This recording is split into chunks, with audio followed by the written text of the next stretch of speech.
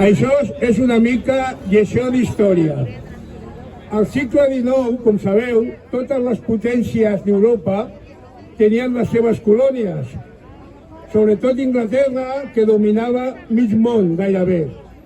A les colònies, per controlar, sobretot la Índia, que en aquella època del segle XIX eren 500 milions d'índios, no d'indus, d'hindús, doncs què feien? d'índios.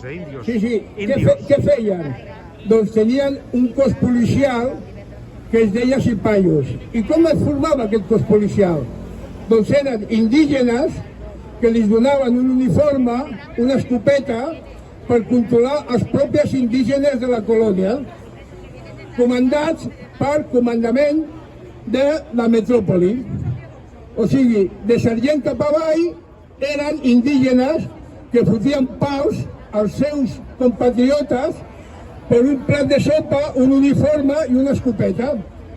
I això va fer el gran imperi anglès, que resulta que amb 4 soldadets pel món controlaven mig món.